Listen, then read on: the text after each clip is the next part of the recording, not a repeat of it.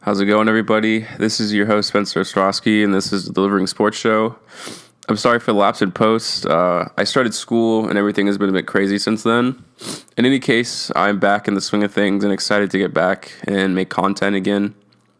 I saw that my WNBA video reached over 100 views, which of course is not that much, but for my small-time channel, it's great to see my videos grow a little bit, and I really appreciate the support. With that being said, let's get right into today's content. I wanted to go over the crazy moves of the NBA offseason and the implications that they have over the NBA as a whole.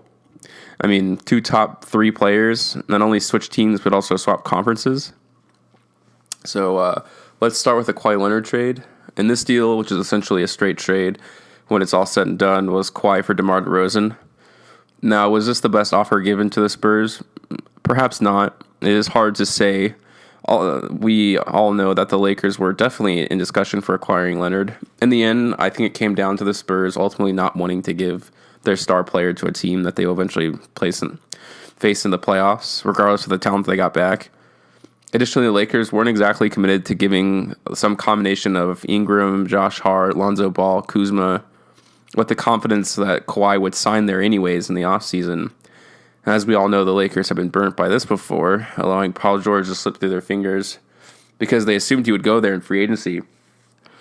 It was a really bizarre situation considering Paul made a dramatic video series on TV about his big decision that ultimately had him decide just to stay in Oklahoma City, even though he continually showed loyalty to the Lakers team that spent over $100,000 in tampering to reel him in, and they basically didn't even get a meeting with him. And I'm sure the Lakers are pretty upset about that.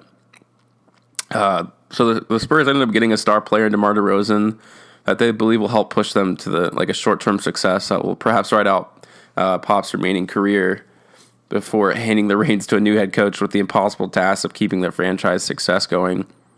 As for the Raptors, they obviously on paper acquire a top three player on their team for next year, with the full intention of making the finals through a LeBron-less Eastern Conference for the first time in his NBA tenure.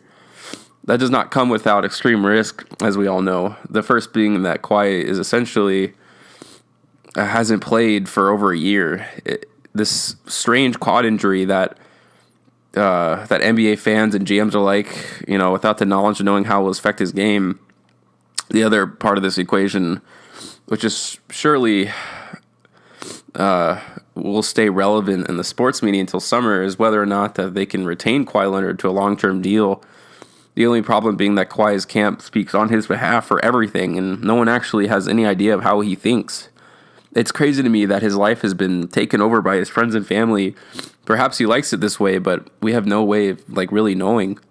The Raptors are sure to contest for the first seed in the East, and as they have for a few years now anyways. As I've approached these situations consistently, I believe that any move that gives you a chance at a championship is the right move. It's better for your team to create a 2-year window than being like the Kings, who have continually just showed that gathering of young talent essentially gets you nowhere outside of maybe like a situation like 76ers. But for a team that is not very good at drafting, it doesn't mean anything. So the fact that they got a top three player, whatever the risks were, and gave themselves a chance at the finals, I say that's the right move.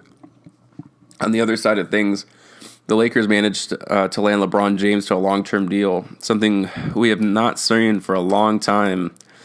I believe his decision came down to his family and his son's future. And also, I think LeBron realized that his NBA championship is basically being devalued in this era of the Warriors. And there was no move outside of the possibility of Houston, who would have had to give up a hell of a lot just to acquire James to give them an outside chance of beating the Warriors, and even on a short-term deal situation type of thing. Instead, he's focusing on solidifying his regular season stats, mainly being the all-time point scorer and not getting any more finals losses too. Given his situation, he will definitely pose to win another MVP for a third team, something that no one has ever done before, adding to his GOAT resume. For the rest of the Lakers, they will surely benefit from having his talents around their young players in the hopes that they take a larger leap than they've shown in previous years. Excuse me. Namely Lonzo and Ingram. I'm also a fan of their offseason acquisitions of Lance Stevenson, JaVale McGee, and Rondo. This move seems puzzling to most, certainly, To me, it's a zig when someone zags moves. Too many teams are trying to match what Golden State does, and the reality is that no one will be better than Golden State does at what they do.